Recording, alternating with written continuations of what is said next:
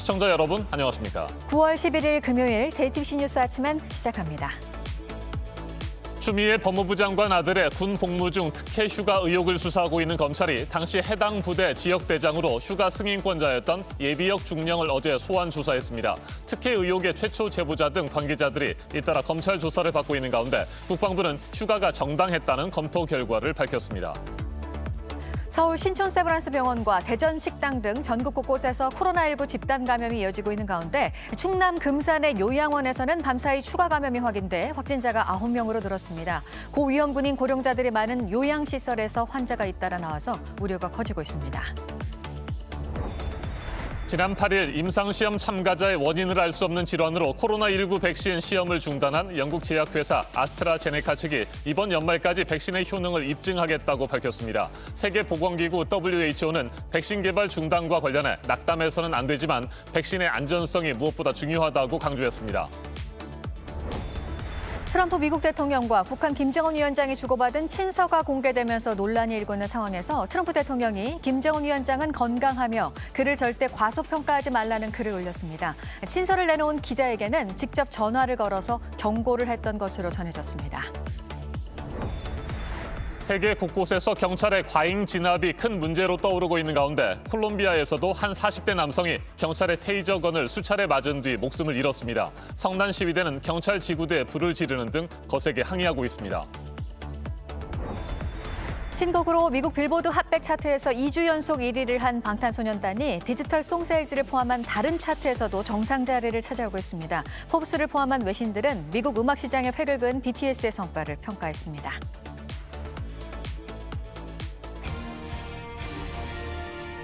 추미애 법무부 장관 아들 서모 씨의 군 복무 중 특혜 휴가 의혹과 관련해 서울 동부지검 형사 1부가 당시 서 씨의 군부대 지역대장 예비역 중령을 어제 소환 조사했습니다. 휴가가 연장된 경위 등을 집중적으로 확인한 것으로 전해졌습니다. 검찰은 앞서 특혜 의혹의 최초 제보자인 당직 사병과 부대 지원 장교 등 2명의 대위를 조사했습니다. 사건 관계자들에 대한 소환 조사가 이어지고 있습니다. 네, 특히 어제 조사를 받은 사람이 휴가 처리를 해준 승인권자인 만큼 조사 결과에 따라 수사의 속도가 붙게 될 것으로 보이는데요. 검찰은 이번 사건 수사 상황 중 일부를 필요한 범위 내에서 공개를 하기로 방침을 정했습니다. 하혜빈 기자가 보도합니다.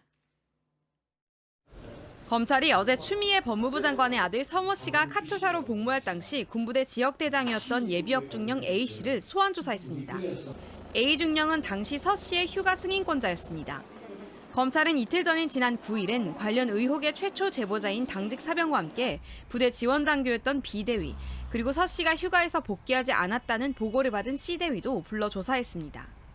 B대위와 C대위는 3개월 전인 지난 6월에도 조사를 받았습니다. B대위는 추 의원 보좌관으로부터 병가 연장에 대한 문의 전화를 받았다고 주장했습니다. C대위도 당직 중 서 씨가 복귀하지 않은 사실을 확인했고 상급 부대로부터 휴가자로 처리하라고 지시받았다고 밝힌 바 있습니다. 검찰은 이들의 주장이 사실인지 청탁이나 외압은 없었는지 들여다보고 있습니다. 이런 가운데 국방부는 최근 국민의힘 소속 국방위원들이 추 장관이 서 씨의 휴가 연장에 관여한 증거라면서 공개한 문건에 대해 국방부에서 작성한 내부 기록이 맞다고 설명했습니다. 이 문건엔 서 씨의 부모님이 민원을 보냈다는 내용이 나옵니다. 하지만 전화를 건 사람이 정확히 누구인지는 확인이 어렵다는 것이 국방부 입장입니다. 만약 추 장관이 전화를 걸었다면 그동안 아들 휴가와 무관하다고 주장해온 데 대해 해명이 필요합니다. 후보자는 관여한 바가 없다는 겁니까? 관여한 바가 없습니다. 국방부는 서 씨의 휴가 연장 승인 명령은 기록에 남아있지 않다고 밝혔습니다. 그러면서도 종합적으로 검토한 결과 서 씨 휴가는 정당하다고 덧붙였습니다.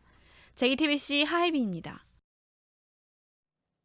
추미애 법무부 장관 아들의 특혜 휴가 의혹 등에 대해서 그동안 언급을 자제해오던 더불어민주당 지도부가 어제 공식적으로 입장을 밝혔습니다. 검증되지 않은 무차별적인 폭로는 그만해야 한다고 주장했습니다. 이틀 전 문재인 대통령과의 회동 이후에 나온 입장입니다. 박소영 기자가 보도합니다. 민주당 지도부가 추미애 장관을 적극 옹호했습니다. 추미애 장관과 관련한 무차별적 폭로, 검증되지 않은 의혹들이 제기되고 있습니다. 의원총회에서도 과도한 정치 공세라는 목소리가 컸습니다. 그러자 국회 국방위원회 여당 간사도 예고 없이 기자회견을 자청했습니다. 서일병은 어떠한 특혜도 없이 군 생활을 마쳤으며 그럼에도 각종 의혹들을 사실인 양 쏟아내는 언론과 야당의 정치 공세는 이제는 중단되어야 합니다. 특히 의혹을 제기하는 건 검찰개혁의 본질을 훼손하려는 시도라고도 했습니다. 민주당 지도부가 문재인 대통령과 만난 뒤 당내 기류가 적극적으로 바뀐 게 아니냐는 해석입니다. 다만 당내에선 여전히 법적 문제 이전에 국민 감정의 문제란 반론도 있습니다. 여당의 한 의원은 병역은 민감한 사안인데 추 장관이 진작 진정성 있게 해명했다면 문제가 커지지 않았을 것이라고 지적했습니다. JTBC 박수연입니다. 충남 금산의 한 요양원에서 밤사이 7명의 코로나19 확진자가 새롭게 나왔습니다. 앞서 확진 판정을 받은 2명까지 포함하면 감염자는 모두 9명입니다. 요양원과 요양병원 등 노인시설에서 집단 감염이 잇따르고 있습니다. 교직원 1명이 이미 양성 판정을 받은 고려대에서는 이과대학 교수가 추가로 감염됐습니다. 윤영탁 기자입니다. 충남 금산의 섬김요양원에서 그제 50대 요양보호사 A씨와 70대 입소자 B씨가 코로나19 확진 판정을 받은 데 이어 어제만 7명의 환자가 추가됐습니다. 60대 요양보호사 2명과 입소자 5명입니다. 50명에 가까운 입소자 전원을 검사한 결과입니다. 일단 나머지 인원들은 모두 음성 판정을 받았습니다. 최초 감염원으로 추정되는 A씨와 B씨 중에 누가 먼저 감염됐는지, 어디서 전파됐는지는 아직 밝혀지지 않았습니다. 역학조사를 통해 두 사람의 동선과 접촉자를 파악하고 있습니다. 요양원과 요양병원은 입소자 대부분이 60대 이상으로 코로나19 고위험군에 속해 방역당국이 특히 주의를 기울이고 있지만 전국 곳곳에서 환자 발생이 이어지고 있습니다. 인천 계양구의 한 요양병원에서는 80대 입원 환자와 50대 간호조무사가 확진 판정을 받아 병원 전체가 코호트 격리 조치됐습니다. 경기 시흥에서도 입원 환자가 감염됐고 경기 용인에서는 요양원의 요양보호사가 확진 판정을 받았습니다.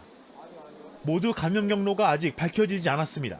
한편 지난 8일 교직원이 감염돼 건물 2곳의 문을 닫고 접촉자 조사를 하던 고려대에서 이과대학 교수 1명이 추가 확진됐습니다. 해당 교수는 비대면 강의를 하고 있어 학생에 대한 추가 전파 가능성은 낮은 상황입니다. 다른 접촉자 10여 명은 음성 판정을 받았습니다. JTBC 윤영탁입니다.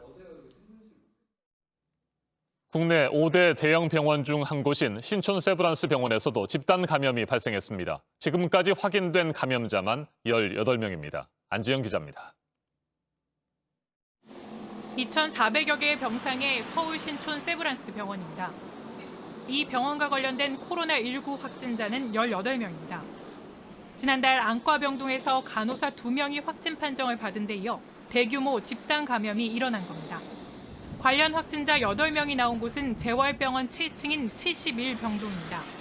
이곳은 재활병원입니다. 보시는 것처럼 외래 진료 중단됐고요. 환자와 의료진의 이동도 제한되고 있습니다. 이 병원에서는 이곳 말고도 또 다른 집단 감염이 나왔습니다. 각 병동을 다니며 환자의 식사를 전달하는 외주 배식업체 노동자 10명입니다. 재활병원에서 감염된 7명은 환자와 보호자, 간호사와 파견업체 직원 등 다양하고 이 중 파견업체 직원 가족도 확진 판정을 받았습니다. 감염 경로는 아직 모릅니다. 영양팀과 이 재활병원 간의 어떤 연결고리에 대해서는 아직 확인된 바는 없고. 방역당국은 배식 노동자 업체 사무실이 있는 병원 본관을 통제하진 않았습니다.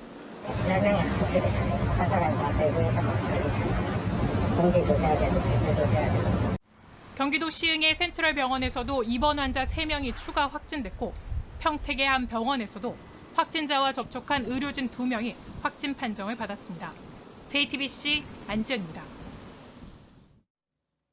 영국 제약회사 아스트라제네카의 코로나19 백신 임상시험이 지난 8일 갑자기 중단됐죠. 임상시험 참가자 가운데 1명이 원인을 알 수 없는 질환에 걸렸기 때문입니다. 그런데 아스트라제네카 측은 임상시험이 재개된다면 이번 연말까지 백신의 효능을 입증하겠다고 거듭 자신감을 드러냈습니다. 세계보건기구 WHO는 백신 개발 중단에 대해 낙담해서는 안 된다고 밝혔습니다. 백신의 안전성이 무엇보다 중요하다는 점도 다시 한번 강조했습니다. 성문규 기자입니다. 아스트라제네카 최고 경영자인 파스칼 소리오가 백신의 효능에 대한 질문을 받자 이렇게 답합니다. Are you protected for 12 months? Are you protected for 2 years or more? And this answer will only come as the trials continue. We should know that before the end of the year. 임상 시험이 재개되면 연말까지 효능을 입증할 거라는 겁니다. 앞서 아스트라제네카는 지난 8일 영국의 임상시험 참가자 중 한 명에게서 원인 모를 질환이 나타나 시험을 잠정 중단했습니다. 영국과 인도에서 2상 임상시험이, 미국과 브라질, 남아프리카 공화국에서는 3상 임상시험이 진행 중이었습니다. 뉴욕타임즈는 한 참가자에게 나타난 질환이 척수염이라고 보도했습니다. 소리오 최고 책임자는 환자에 대한 정보를 독립위원회에 제출해 그 결과에 따를 것이라고 말했습니다. I mean, the decision is in their hands, and there's nothing we can do to learn more until basically the whole process has unfolded. 이런 가운데 세계보건기구 WHO는 임상시험이 일시 중단됐다고 낙담해선 안 된다고 밝혔습니다. 그러면서 백신 개발은 기업 간 국가 간 경주가 아니라며 백신의 안전성을 다시 한번 강조했습니다. JTBC 성문규입니다. 도널드 트럼프 미국 대통령이 김정은 북한 국무위원장은 건강하다며 절대 과소평가하지 말라는 글을 트위터에 올렸습니다. 김 위원장과 주고받은 친서를 공개한 언론인 밥 우드워드에게는 핵전쟁에 휘말리는 것을 원치 않는다며 조롱하지 말 것을 경고했던 것으로 전해졌습니다. 마이크 폼페이오 국무장관은 북한과 다시 진지한 대화를 하기 원한다는 뜻을 밝혔습니다. 워싱턴에서 임종주 특파원이 소식 전해왔습니다. 트럼프 대통령은 민주당 소속 주지사를 비난하는 내용 등을 담은 트윗 10여 개를 잇따라 올리면서 김정은 위원장을 언급했습니다. 김 위원장은 건강하다며 그를 절대 과소평가하지 말라는 짧은 내용입니다. 왜 이런 언급을 했는지, 과소평가하지 말라는 뜻이 무엇인지는 밝히지 않았습니다. 다만 언론인 밥 우드워드의 책을 계기로 김 위원장과 주고받은 친서와 그에 대한 거침없는 평가가 공개된 것과 무관치 않아 보입니다. 김 위원장의 건강을 둘러싸고 여러 추측이 나오는 상황과도 맞물려 있습니다.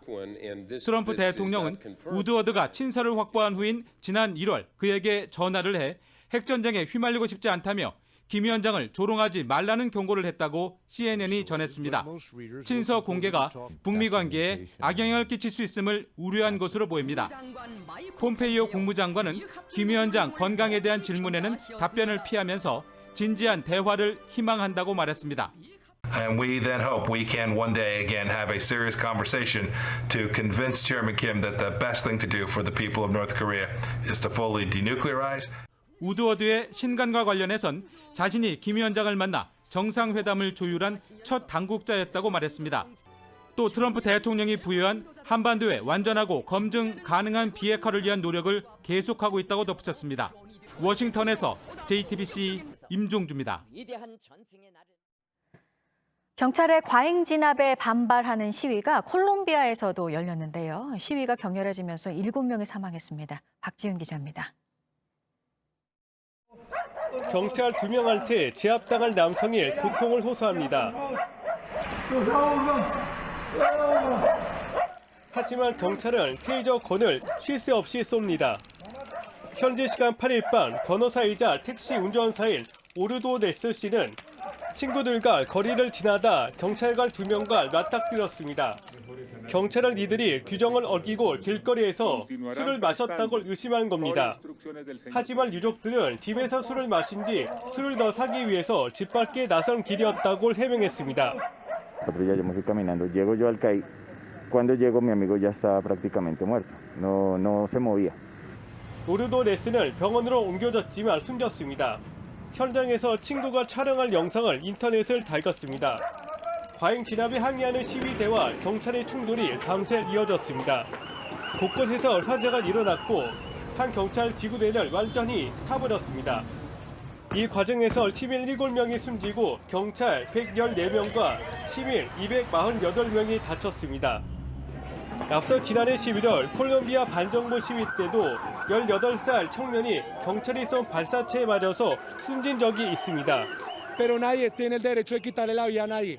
Y en este país 이발 두케 콜롬비아 대통령은 희생자를 추모한 뒤 진상조사와 책임자 처벌을 약속했습니다. JTBC 박지윤입니다. 필리핀 네티즌들 사이에서 반한 움직임이 퍼지고 있습니다. 일부 한국 네티즌들의 인종차별적 댓글 때문이었습니다. 어떤 일이 있었던 건지 박현주 기자가 전해드립니다. 제 문신 때문에 화가 났다면 죄송해요. 한국을 사랑합니다. 용서해 주세요. 필리핀의 소셜미디어 스타 벨라 포치가 지난 6일 올린 글입니다.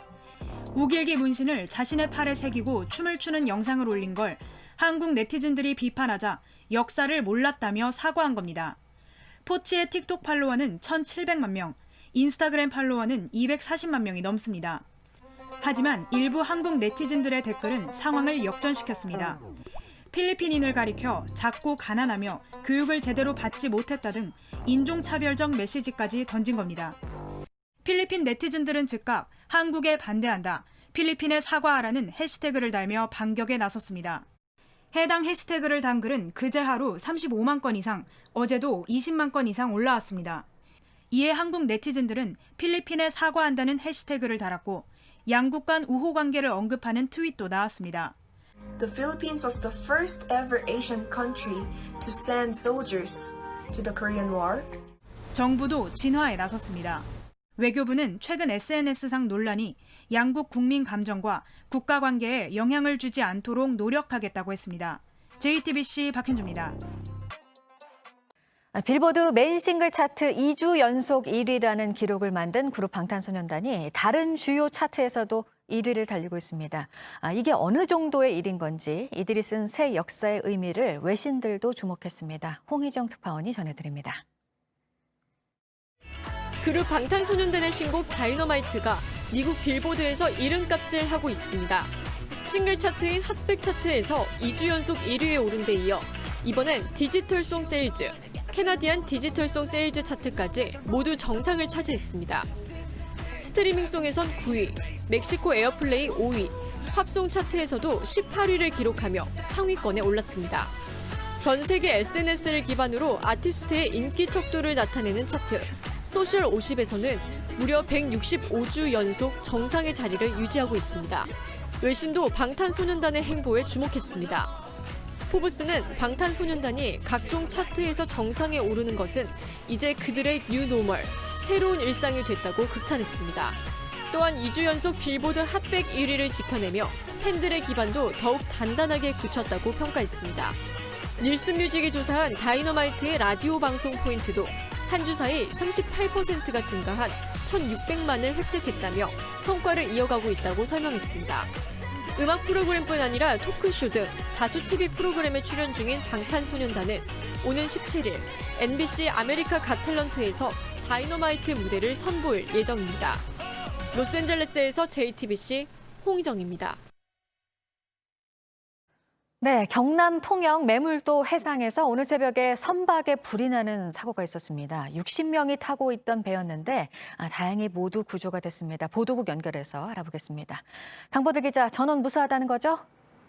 네, 불이 난 배는 해저에 광 케이블을 설치하는 특수 목적선으로 한국인 49명, 이탈리아인 1명, 베트남인 10명 등 60명이 타고 있었습니다. 불이 꽤 컸다는 게 해경 측의 설명인데 부상자도 없이 구조가 가능했던 건 보통 특수 광 케이블 부설선이 예인선과 한조로 움직이기 때문입니다. 통영 해양경찰서에 불이 났다는 신고가 접수된 게 새벽 3시 51분쯤이고 해경이 출동한 가운데 4시 5분부터 인근에 있던 예인선으로 선원들이 옮겨 타기 시작해 12분 만인 4시 27분 구조가 마무리됐습니다. 진화 작업은 여전히 진행 중입니다. 화재 원인은 아직 알 수 없는데 경찰은 기관실에서 불이 시작된 걸로 보고 있습니다.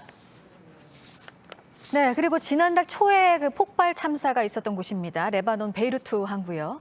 다시 큰 불이 났다고요? 네, 그렇습니다. 불은 현지 시간 10일 항구 면세구역 창고에서 시작됐습니다. 정부와 군 관계자들의 말을 종합하면 보수 작업 중에 불꽃이 튀었고 보관돼 있던 요리용 기름에서 불이 시작돼 타이어들로 옮겨 붙은 걸로 보입니다. 레바논 적십자에 따르면 호흡곤란을 호소하는 사람들 외에 또 다른 인명피해는 아직 보고되지 않았습니다. 하지만 하늘을 뒤덮은 시커먼 연기와 불길에 한 달 전 폭발을 겪은 주민들이 트라우마를 호소하고 있습니다. 이 항구에서는 지난달 4일 질산 암모늄 2,750톤이 폭발해 190명이 숨지고 6천여 명이 다치는 참사가 벌어졌습니다. 이 밖에 새로 들어온 소식은 8시 이후 연결해서 다시 전해드리겠습니다. 지금까지 아침엔 지금 JTBC 강버들입니다. 이번에는 오늘 아침 체크해봐야 할 뉴스들을 분야별로 살펴보겠습니다. 먼저 정치 분야입니다. 추석 연휴 택배 물량이 급증할 것에 대비해 정부가 택배 기사들을 보호하기 위한 권고 사항을 발표했습니다. 정당한 사유로 배송이 지연될 경우 택배 기사에게 불이익을 주지 말고 분류 작업에 투입되는 인력도 한시적으로 충원하라고 업계에 권고했습니다. 추미애 법무부 장관이 자신의 아들에 대한 검찰 수사에 관여하거나 영향력을 행사할 수 있다는 이해충돌 논란과 관련해 국민권익위원회가 사실관계 확인을 먼저 해야 한다는 입장을 밝혔습니다. 법률적 판단인 유권 해석을 하기 전에 사실관계 확인 절차를 진행 중이라며 확인 주체는 법무부와 검찰이라고 설명했습니다. 추미애 법무부 장관 아들 의혹과 관련해 어제 JTBC 뉴스룸에 출연한 정세균 국무총리는 국민께 심려를 끼쳐 민망한 생각을 갖고 있다고 말했습니다. 야당의 특별수사본부 설치 주장에 대해서는 현재 수사를 하고 있는 검찰이 빨리 수사를 매듭짓는 것이 현실적인 방법이라며 반대 입장을 밝혔습니다. 아프리카 돼지열병이 독일에서 발생해서 정부가 독일산 돼지고기 수입 금지 조치를 내렸습니다. 어제 선적분부터 적용이 되고 국내 도착했거나 도착 예정인 돼지고기에 대해서는 돼지열병 검사를 해서 그 결과에 따라서 조치할 예정입니다. 올해 연말까지 한시적으로 면제가 되는 주식 거래 수수료 소식도 있습니다. 다음 주 월요일부터입니다. 한국거래소가 먼저 결정을 했고 예탁결제원도 동참했습니다.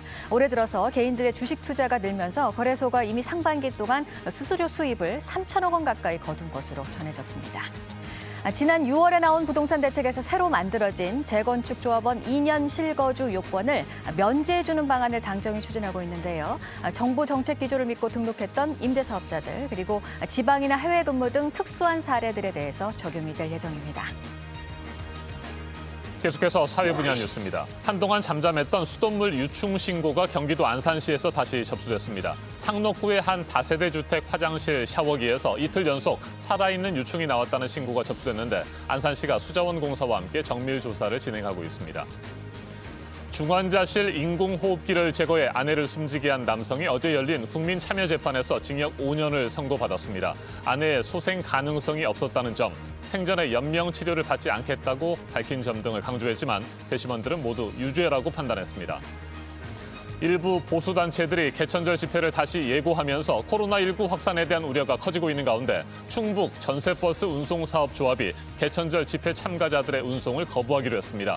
지난달 광복절 집회 당시 탑승객들 중에서 확진자가 나왔기 때문에 이번에는 원천적으로 운송을 거부하겠다는 건데 전국에서 처음입니다. 네, 다음 달 7일 개막을 하는 올해 부산국제영화제를 어떤 방식으로 치를지 오늘 열릴 임시총회에서 최종 결정이 됩니다. 다음 주 월요일 기자회견에서 구체적인 개최 방식을 공식 발표합니다. 무형유산영상축제는 오늘부터 사흘 동안 관중 없이 온라인으로 열립니다. 개막작은 한소리 영화 소리꾼입니다. 쉼을 주제로 26편의 영화를 선보입니다. 빌보드 차트 기록으로 요즘 더 뜨거운 관심을 받고 있는 방탄소년단, 서울시 명예 홍보 대사이기도 한데요. 홍보 영상이 오늘 공개가 됩니다. 코로나 사태가 끝나고 다시 여행이 시작되면 첫 번째 목적지는 서울이 되길 바란다는 메시지를 담았습니다. 코로나19가 다시 확산되면서 피해를 본 소상공인들을 지원하게 될 7조 8천억 원 규모의 4차 추경안을 정부가 오늘 국회에 제출합니다. 여야는 추석 전에 지급이 될 수 있도록 추경안을 최대한 빨리 처리하기로 했습니다. 사실상 매각이 무산된 아시아나항공에 대해서 정부가 오늘 지원 방안을 정할 예정입니다. 일단 정부는 기간산업 안정기금을 지원할 것으로 보입니다. 접속 속도를 고의로 지연시켰다는 이유로 방송통신위원회가 페이스북에 과징금 처분을 내린 결정이 적절했는지 법원의 두 번째 판단이 오늘 나옵니다. 1심은 과징금 처분이 부당한다면서 페이스북에 손을 들어줬습니다. 분야별 뉴스들 체크해드렸습니다. 오늘 전국이 흐리고 곳곳에서 비가 내리겠습니다. 낮 기온은 25도 안팎을 보이겠습니다. 제주도와 경북 남부, 경남에서는 오늘 아침부터 기압골의 영향으로 비가 시작되겠습니다. 오후 6시부터는 충남 서해안과 호남 지역에도 비가 내리겠습니다. 내일까지 제주도와 경남 해안에 20에서 60mm, 충남 서해안과 호남에 5에서 40mm의 비가 오겠습니다. 늦은 오후부터 내일 새벽 사이 수도권을 포함한 내륙을 중심으로도 빗방울이 떨어지는 곳도 있겠습니다. 강원 영동은 오늘 오후 3시부터, 경북 동해안에는 내일 새벽 3시부터 동풍의 영향으로 비가 내리겠습니다. 내일까지 강원 영동에 30에서 최대 100mm, 경북에는 5에서 40mm의 비가 오겠습니다. 특히 강원 영동은 내일 바람도 초속 10m로 강하게 불고 비도 일요일까지 이어질 것으로 예보됐습니다. 현재 기온은 서울과 대전 20도, 광주 21도, 부산 22도로 어제와 비슷하거나 2도가량 높습니다. 낮 기온은 서울 27도, 대전 25도, 광주 26도, 대구 25도로 어제보다 2도에서 많게는 6도가량 낮겠습니다.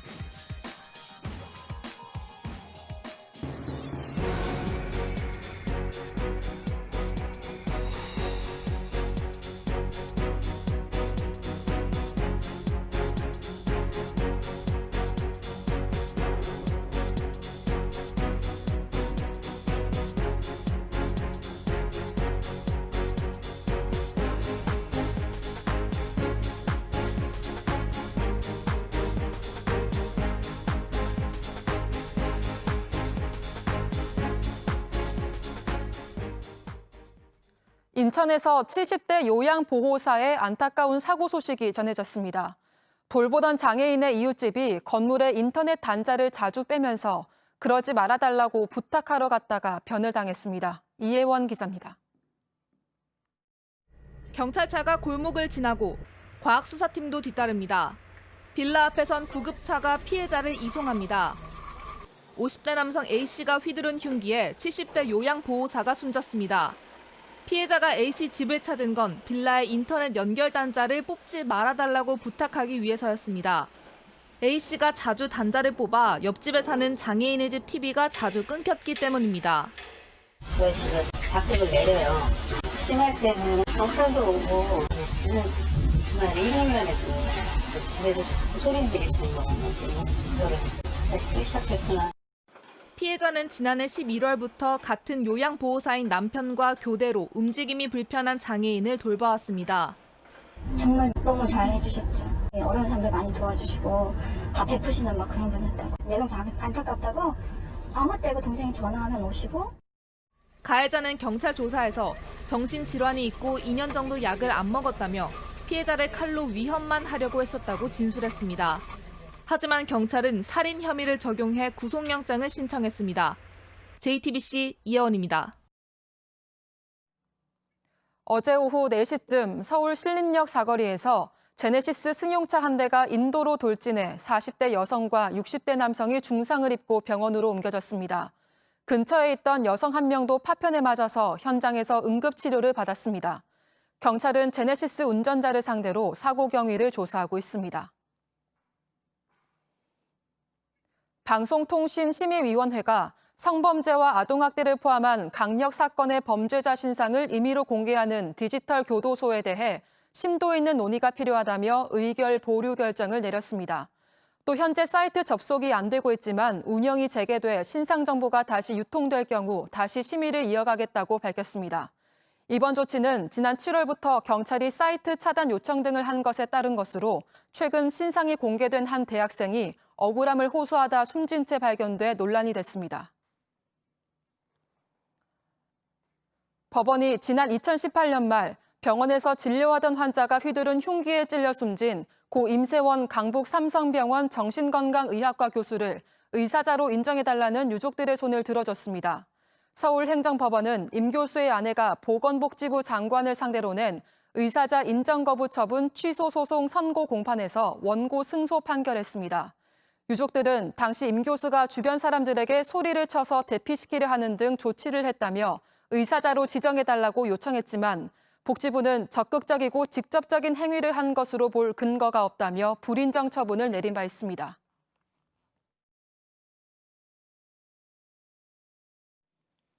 지구촌 곳곳의 소식을 전문가의 깊이 있는 분석과 함께 전해드리는 아침엔 세계 시간입니다. 멕시코에서 여성을 상대로 한 강력 범죄가 끊이지 않고 있습니다. 정부의 안일한 대응에 항의하는 시위도 일주일 넘게 이어지고 있습니다.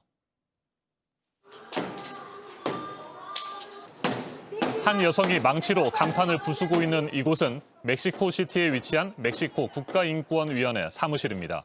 여성 운동가들과 범죄 피해자 가족들은 지난 2일부터 이 건물을 점거한 채 시위를 이어가고 있습니다. 멕시코에서 여성 대상 강력 범죄가 증가하고 있는데도 정부가 안일하게 대응하고 있다고 분노했습니다. 직접 들어보시겠습니다. Lo invitamos, señor López Obrador, para que venga a ver nuestra desgracia, nuestro sufrimiento y nuestro dolor.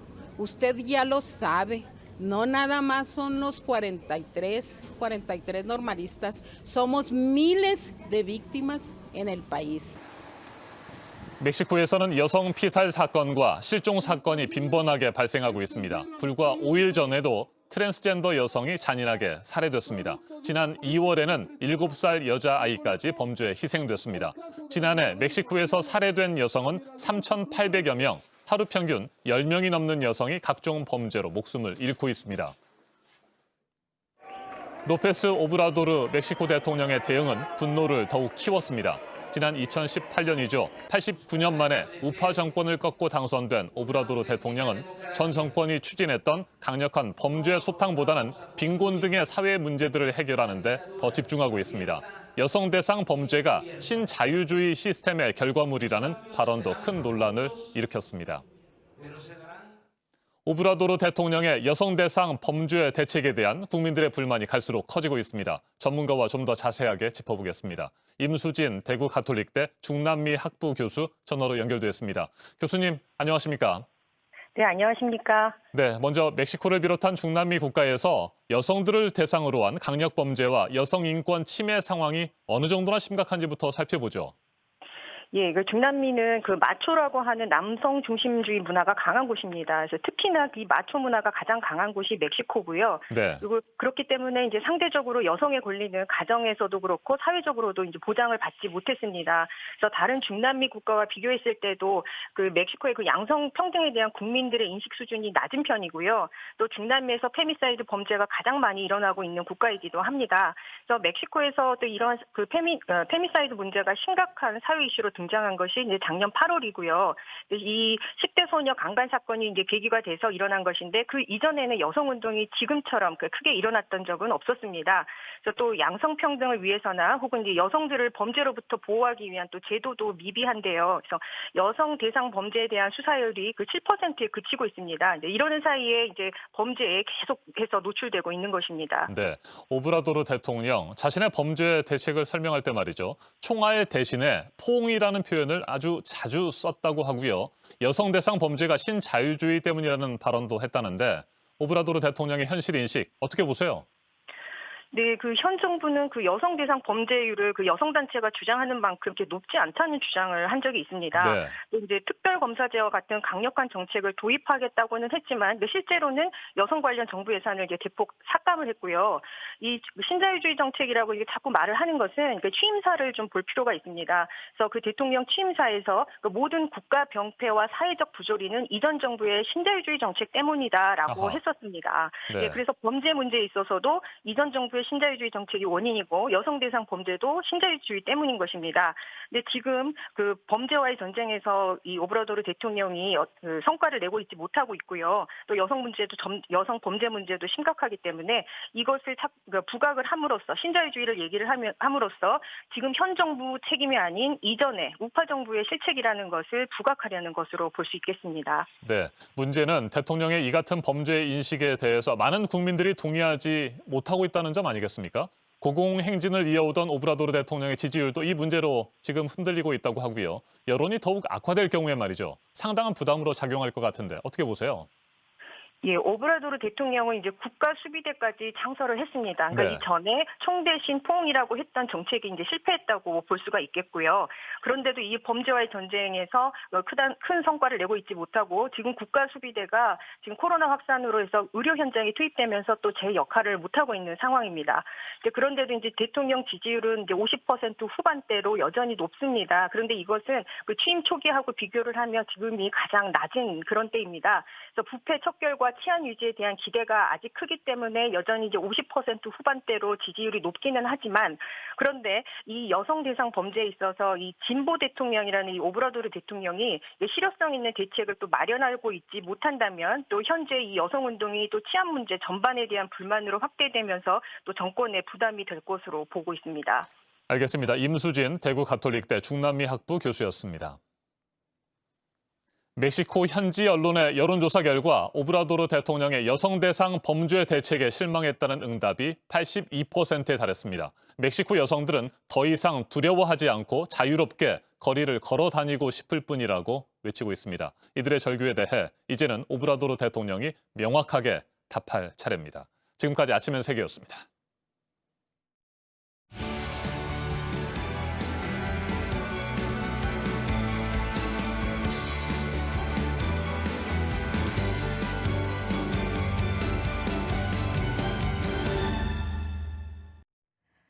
네, 금요일 아침입니다. 8시 3분 지나고 있습니다. 이제 대검찰청에서 감찰 업무를 맡게 된 임은정 부장검사. 그간 검찰 조직을 비판하는 목소리를 내왔고요. 또 법무부의 이번 인사가 임 검사만을 대상으로 한 것이어서 검찰 안팎에서 여러 얘기들이 또 나오고 있는데요. 임 검사는 갈 길을 씩씩하게 가겠다는 글을 올렸습니다. 신아람 기자입니다. 임은정 울산지검 부장검사는 검찰 내부 고발자를 자처해왔습니다. 2018년 과거 검찰 내부 성폭력 의혹에 대한 감찰이 부실했다며 김진태 전 검찰총장과 당시 김수남 대검 차장 등을 고발한 사건이 대표적입니다. 검찰과 법원에서 받아들여지지 않자 공수처가 출범하면 다시 고발하겠다고 밝힌 상태입니다. 채널A 사건이 불거지자 윤석열 검찰총장에게 한동훈 검사장을 버려야 한다고 보냈던 1년 전 메일을 공개하기도 했습니다. 임 검사는 최근 몇 년간 감찰직에 지원해왔는데 법무부가 지난달 정기 인사 이후 임 검사만을 대상으로 하는 단발성 인사를 냈습니다. 대검찰청 감찰정책연구관 발령입니다. 감찰정책을 맡으면서 한명숙 전 총리 사건 처리를 놓고 윤석열 총장과 공개 마찰을 빚은 한동수 대검 감찰부장의 지시를 받게 됩니다. 임 검사가 반검찰 목소리를 거침없이 내온 만큼 검찰 내부는 술렁이고 있습니다. 총장을 보좌하는 연구관 자리에 법무부가 임 검사를 감찰 담당 보직으로 콕 집어 인사를 낸 만큼 윤 총장을 견제하려는 것이란 목소리도 나옵니다. JTBC 신아람입니다.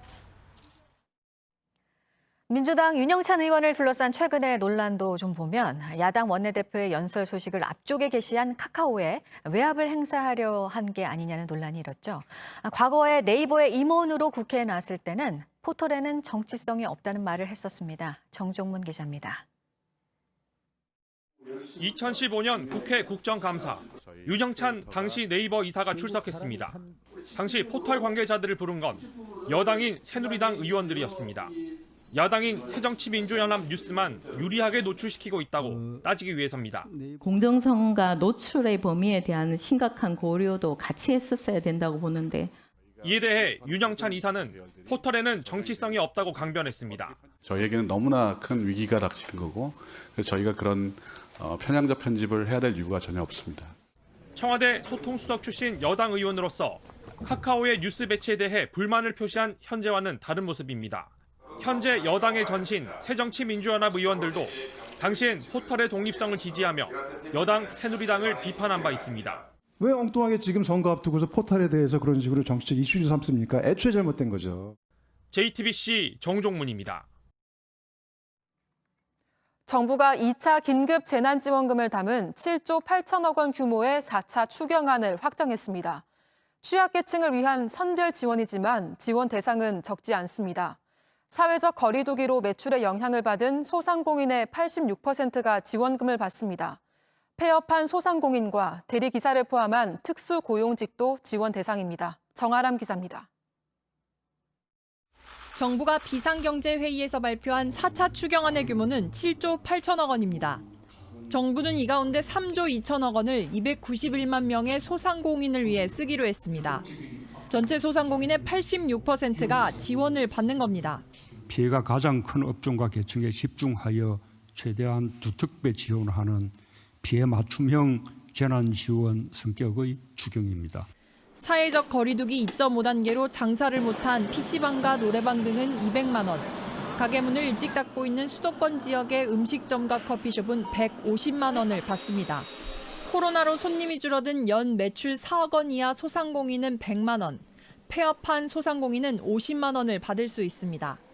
다만 클럽과 룸살롱 같은 유흥주점은 지원 대상에서 뺐습니다. 그게 나오면은 많이 숨통이 튀지. 임대료도 낼 수도 있고 우리 추석 세는데 보탬도 되고 감사한 일이죠. 코로나19로 일자리가 불안해진 사람들을 위한 지원책도 나왔습니다. 대리기사, 학원 강사 등 특수 고용직과 프리랜서는 50에서 150만 원, 오랫동안 일자리를 찾지 못한 청년은 50만 원을 받을 수 있습니다.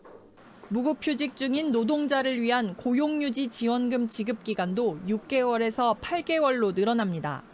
초등학생 이하 자녀를 둔 가정은 자녀 1명당 20만 원의 현금을 받을 수 있습니다. 이와 함께 임차인에게 임대료를 깎아준 임대인에게 인하액의 50%를 세액공제로 돌려주는 착한 임대인 세제 지원은 연말까지 연장합니다. 정부는 추경안을 신속하게 집행해 추석이 오기 전에 지원금을 지급한다는 방침입니다. JTBC 정아람입니다. 통신비 혜택도 있습니다. 중학생 이상이면 누구나 2만 원씩 받을 수 있는데 적절한 대책인지 논란이 뜨겁습니다. 이희령 기자가 시민들의 목소리를 들어봤습니다.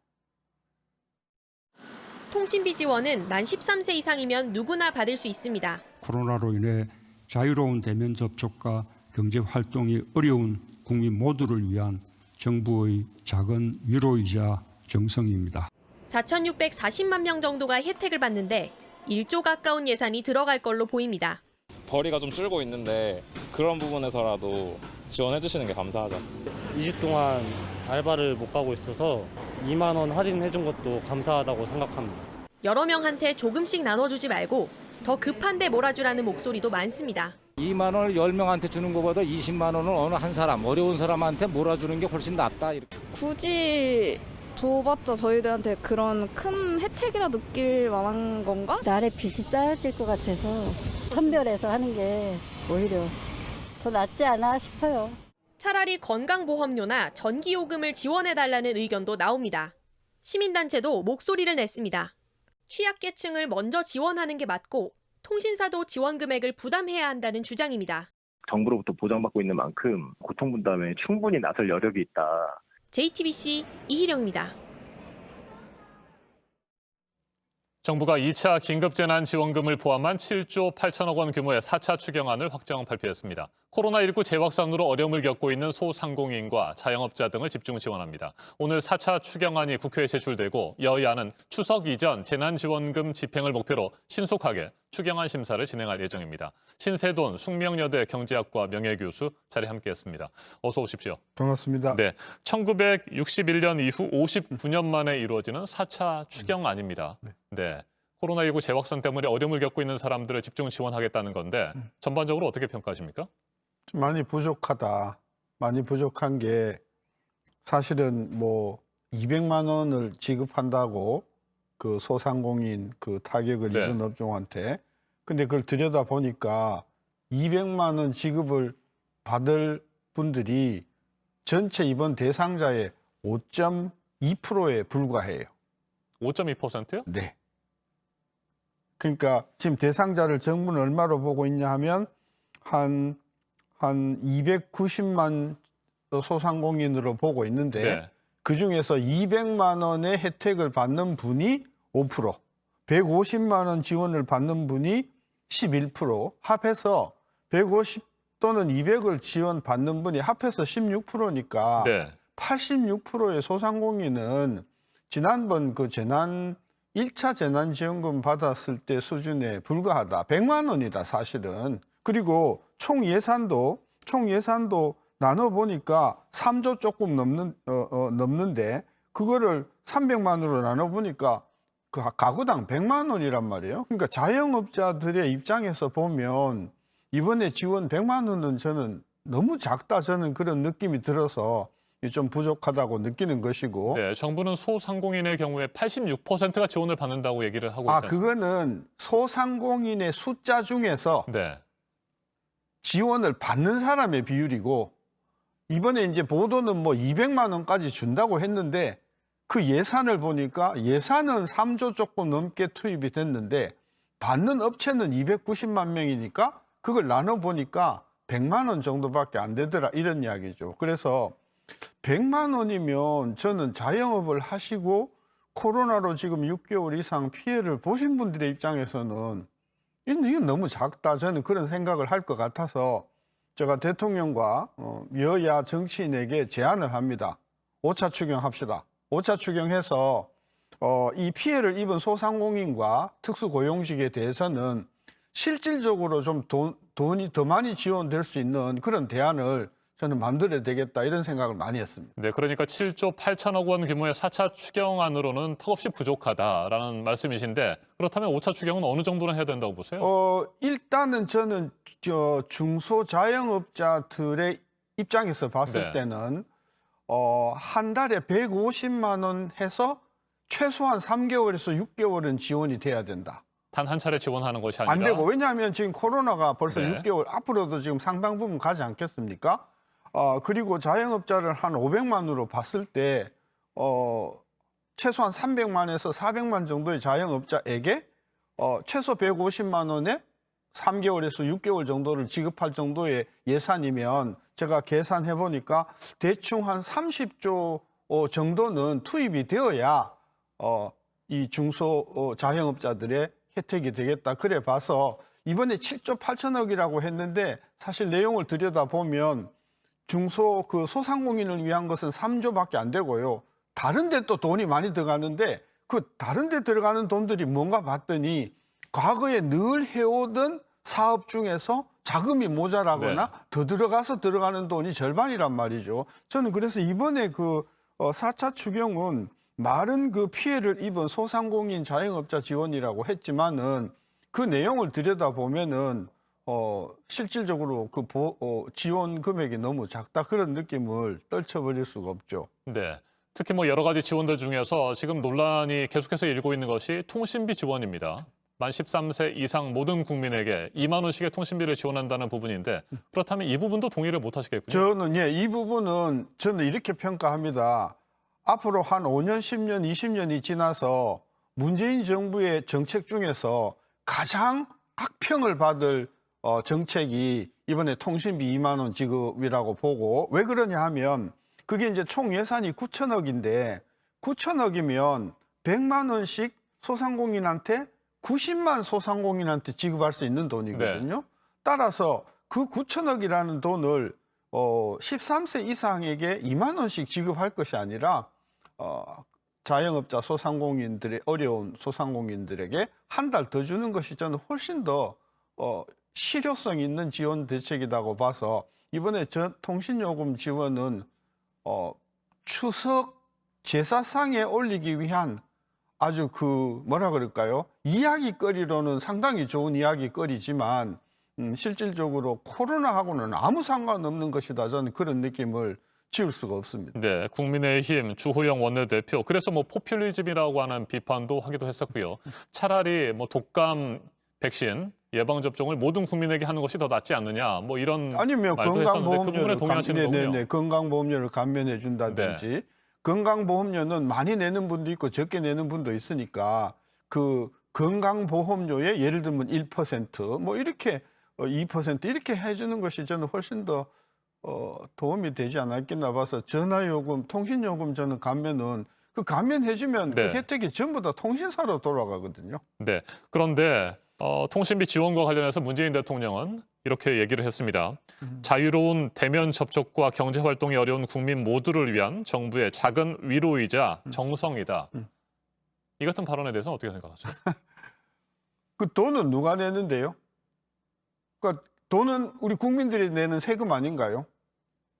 저는 그런 차원에서 그 2만 원 정도의 통신료를 감면해주면 싫어하는 사람은 없겠지만 지금 안 그래도 굶고 또 가게가 문 닫고 임대료를 못 내고 쫓겨나고 하는 자영업자가 수십만 수백만 명인데 그분들에게는 저는 100만 원이 저는 작은 돈이라고 생각해요. 그분들한테는 그 돈을 차라리 그쪽에다가 투입했으면 훨씬 더 자영업자의 환영을 받았을 것이다. 저는 그렇게 봐서 통신요금 2만 원은 저는 문재인 정부의 저는 가장 악평을 받는 정책이라고 나중에 판단할 것 같습니다. 네. 그런데 교수님께서는 앞서 말씀을 하신 것처럼 5차 추경까지 필요하다고 생각을 하고 계시는 거고요. 네. 그런데 지금 4차 추경도 그렇고 5차 추경도 결국에는 뭐 국채를 발행한다든지 네. 빚을 내야 되는 상황 아니겠습니까? 이와 관련해서 문재인 대통령도 그렇고 정부에서도 결국에는 정부의 재정 건전성 문제 때문에 불가피한 선택이다라고 얘기를 해왔잖아요. 네. 이 부분도 뭐 사실 현실성 있는 판단으로 해석할 수도 있지 않습니까? 근데 지금 그거는 코로나 사태를 역사적으로 어떤 관점에서 보느냐에 따라서 제가 보기에는 코로나는 거의 전쟁에 준하는 저는 사태다. 따라서 전쟁에 준하는 사태이기 때문에 특단의 조치가 필요하다고 해서 그동안 뭐 1차 추경, 2차 추경, 3차 추경까지 나오지 않았습니까? 따라서 재정 문제를 지금 논할 만큼 한가한 저는 시절이 지금 상황이 아니다라고 봐서 이번에 4차 추경 때 좀 더 과감한 그 지원이 되었어야 되는데 그게 안 됐으니 5차 추경을 해서 중소 또는 자영업 소상공인에게 확실한 지원이 되도록 해주고 그렇게 해서 예를 들면은 국채가 한 20조 정도 30조 더 발행이 된다고 하면 그건 우리가 나중에 재정 준칙을 통해서 또는 우리가 지금 약속을 해서 앞으로 5년 동안 그 이번에 쓰는 만큼의 재정을 줄여나가는 쪽으로 여야가 합의하면 되는 거거든요. 저는 그런 면에서 지금 2020년, 2021년도의 이 코로나 사태는 거의 전쟁에 준하는 정말 심각한 상황이다라고 하는 부분에 대해서 여야가 좀 공감을 했으면 좋겠고 좀 더 실질적인 지원이 되도록 그런 차원에서 이번에 4차 추경은 매우 미흡하다. 그런 관점에서 저는 과감하게 5차 추경 한 20조를 새로 제안을 하는 거죠. 근데 그것도 뭐 결국에는 빚을 내서 만들 수밖에 없는 상황인 것 같고요. 자, 홍남기 부총리 이번 추경안에 대해서 선별이라기보다는 집중이다. 차등이라기보다는 맞춤 편성이다. 이렇게 얘기했는데 이 부분도 동의를 못 하십니까? 아니 뭐 그런 말을 할 수 있을 거라고 보긴 하는데요. 저는 몇 가지 문제가 뭐냐면 유흥주점은 왜 뺐죠? 유흥주점을 뺀 근거가 뭐냐는 게 저는 의아하고요. 뭐 선별이든 맞춤이든 다 좋은데 85%의 자영업자들한테 100만 원을 줬단 말이에요. 저는 많은 자영업자들이 정말 농담하냐? 정말 장난하냐? 저는 그런 그 원성이 많을 것 같아서 그분들에게 실질적으로 심리적인 부담, 영업의 부담, 여러 가지로 부담이 그분들한테 쏠렸으니 그리고 빠진 부분도 있는 게 뭐냐면요. 택시 하시는 분 굉장히 어렵거든요. 지금 운송 쪽이 뭐 버스든 시외버스든 뭐 철도야 국영이라고 한다고 해도 지금 교통 부분에서도 굉장히 지금 영업이 안 좋단 말입니다. 따라서 이런 부분들이 지금 다 빠져 있기 때문에 저는 맞춤이라고 하는 부분에 있어서도 동의를 못하는 게 실질적으로 피해를 입은 많은 분들, 특히 교육 쪽에 계신 분들, 이런 쪽에 계신 분들은 상당히 그 타격을 많이 입었음에도 불구하고 이번에는 다 빠졌다. 그런 느낌이라서 저는 맞춤형이라고 말은 했지만은 빠진 부분이 너무 많다, 부족하다 그런 느낌인 거죠. 알겠습니다. 국채 발행 등 빚을 내는 것이 불가피한 상황이지만 지급 대상 등을 둘러싸고 형평성 논란이 불가피하다라고 하는 게 교수님의 입장이시고 단 한 차례 지원보다는 그래도 뭐 여러 차례 나눠서 지속적으로 지원할 필요가 있다. 이런 생각이신 거군요. 미국이 그래 하고 또 일본도 그래 하고 선진국이 다 그래 하는데 우린 일회성으로 딱 주고 그것도 금액을 달랑 100만 원씩 주고 하는 것은 현실을 너무 좀 가볍게 보는 것이다. 그런 느낌인 거죠. 알겠습니다. 여기까지 듣겠습니다. 신세돈 숙명여대 경제학과 명예교수였습니다. 말씀 잘 들었습니다. 지원금의 액수는 정해졌지만 실제로 언제쯤 받을 수 있을지는 아직 명확하지 않습니다. 긴급 고용안정 지원금의 경우 1차 자금도 아직까지 다 못 받았기 때문입니다. 성화성 기자가 보도합니다. 방과후 교사 홍모 씨는 지난 2월 코로나19로 일자리를 잃었습니다. 지난 6월 긴급 고용안정 지원금 대상이 됐지만 아직도 지원금을 다 못 받았습니다. 날짜가 계속 바뀌어가지고 지연돼서 지금 3개월째 이렇게 일부 금액 못 받고 있어요. 1차가 또 제대로 해결이 안 됐는데 어떻게 2차를 할 수 있을까? 아직 한 푼도 못 받은 경우도 있습니다. 1차 신청한 것도 전혀 입금이 안 되고 있는데 계획을 진행할 수가 없게 되는 거죠. 오히려 그냥 애간장만 태우는 경우가 될 것 같거든요. 정부 발표 때 지원금을 2주 안에 주겠다고 했지만 170만 명 넘게 몰리면서 차질이 생긴 겁니다. 몇 달씩 기다리는 건 물론 담당자와 전화 연결조차 어려웠습니다. 정부는 지급 시스템을 개선해 제때 지원하겠다고 합니다.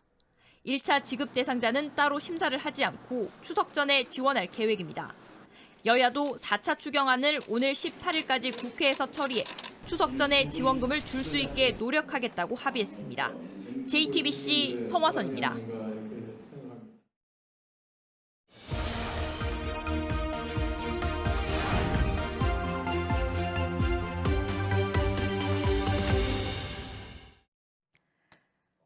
예술작품을 직접 가서 보고 실제로 보면서 뭔가를 느끼도록 하는 게 비엔날레인데 올해는 아시는 것처럼 사정이 여의치 않고요. 그래서 고민이 온라인으로 어떻게 하면 이 작품들의 생생한 느낌을 전해줄 수 있을까인데요.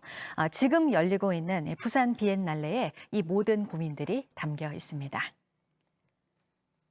직접 작품을 마주할 수 없는 만큼 여러 방법들이 동원이 됐습니다. 3D 입체 영상, 그리고 부산 시민들의 목소리 같은 생생한 소리들, 그리고 음악을 더해서 작품을 이해할 수 있게 했는데요.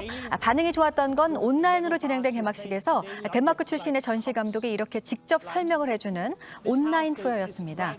전시 공간이 어떻게 만들어졌고 각각의 전시 작품들의 의미가 뭔지를 짚어주고 부산 영도와 원도심 일대를 포함한 전시 장소들도 소개를 하면서 현장감을 더했고요. 실시간으로 이 영상을 본 관객들은 또 다른 부산을 만나게 된 것 같다는 댓글들로 호응을 했습니다. 형식적일 수 있는 개막식이 또 일반 관객과 함께하면서 좀 더 깊이 있게 전시에 대한 이해를 돕는데 도움이 되었다고 보고요. 온라인을 통해서 서로 소통하는 과정도 흥미로웠습니다. 네, 올해 전시가 부산이라는 도시가 등장하는 문학작품에서 영감을 받은 작품들로 이루어져 있는 만큼 소설 분홍빛 부산에서 주인공이 다녔던 부산 곳곳의 흔적들을 보여주기도 하고 소설 속 몽환적 분위기가 음악으로 또 재현이 되기도 합니다. 부산 곳곳의 의미를 전하면서 각자 자신만의 부산을 만나길 제안하는 이번 부산 비엔날레. 정부의 거리두기 조치가 완화가 되면 오프라인 전시도 순차적으로 시작할 예정입니다. 아침엔 라이프였습니다. 네, 그리스에서 12,000여 명의 난민들이 머물던 시설에 불이 나서 이들을 어디로 보낼지 정부가 고심하고 있다는 소식 어제 전해드렸었는데요. 유럽 다른 나라들이 나서고 있습니다. 보도국 연결해서 알아보겠습니다. 강버들 기자, 독일과 프랑스로 일부 가게 된다고요? 예, 메르켈 독일 총리가 현지 시간 10일 베를린에서 열린 토론회에서 밝힌 내용입니다. 그리스 총리로부터 미성년 난민들을 수용해달라는 요청을 받아서 프랑스 측과 접촉을 했고 함께 나서기로 했다고 했습니다. 그리스 정부는 화재 이후 동행이 없는 어린이와 청소년들을 레스보스 섬에서 본토로 옮기기 시작했습니다. 오늘 내일까지 400명 정도를 데려올 계획인데 이들이 독일과 프랑스로 가게 될 걸로 보입니다. 지난 9일 자정 전후 여러 건의 불이 나면서 12,000명이 머무르던 난민 캠프 모리아가 전소됐습니다. 갈 곳 없어진 난민들이 현재 캠프 주변에서 생활하고 있는 상황입니다. 네, 내전으로 힘든 예멘을 돕겠다는 아이들 소식도 있습니다. 6살이라고요? 예, 레모네이드 소년들로 알려진 영국의 6살 아얀과 미카엘이 최근에 기부에 동참한 안젤리나 졸리에게 보내는 감사 인사 먼저 들어보시겠습니다. We're the Lemonade Boys. Just want to say thank you for donating to our cause. If you ever come to London, feel free to buy a fresh glass of lemonade. 친구 사이인 이들은 5년간 이어진 예멘 내전으로 수백만 명이 굶주린다는 이야기를 듣고 지난 7월부터 좌판을 차리고 직접 만든 레모네이드를 팔면서 기부를 받아왔습니다. 이 레모네이드 소년들이 입소문을 타면서 이들이 지금까지 모은 돈이 7만 파운드라고 합니다. 소년들의 부모에 따르면 안젤리나 졸리는 최근에 관대한 금액을 기부했고요. 처음에 이 소식을 들은 소년들이 안젤리나 졸리가 누군지를 몰라서 툼레이더 영화를 보여줘야 했다고 합니다. 지금까지 아침엔 지금 JTBC 강버들입니다. 지난달 장마가 지나가면서 소들이 불어난 물에 떠내려간 경우가 많았습니다. 이 중에는 구조된 소도 있지만 1,000마리 정도의 소들은 죽거나 돌아오지 못했습니다. 어제 전남 구례에서는 떠난 소들을 위로하는 행사가 열렸습니다. 정진명 기자가 다녀왔습니다. 수해로 죽은 소의 넋을 달래는 곡소리가 마을에 울려 퍼집니다. 지난달 8일 집중호우 때 구례에서만 500여 마리의 소가 죽었습니다. 이후 200여 마리는 시름시름 앓다가 끝내 폐사했습니다. 일부 소들이 기적같이 살아남았지만 주민들은 키우던 소의 절반을 잃었습니다. 죽은 소들의 넋과 농민들의 상처를 보듬기 위해 위령제가 열렸습니다. 자식같이 키운 애들이잖아요. 소도 저렇게 가버리면 얼마나 마음이 아픈데요. 우리 마을 주민들은 살림살이가 전체적으로 반토막이 나버리고 마을에서 시작한 위령제는 구례군청을 거쳐 섬진강댐으로 이어졌습니다. 댐을 찾은 주민들은 수자원 공사를 거세게 비판했습니다. 피해 주민들은 수해 참사가 섬진강댐 물방류 조절 실패로 일어났다며 책임자 처벌과 사죄를 촉구했습니다. 또 피해 배상과 근본적인 재발 방지 대책을 마련해달라고 요구했습니다.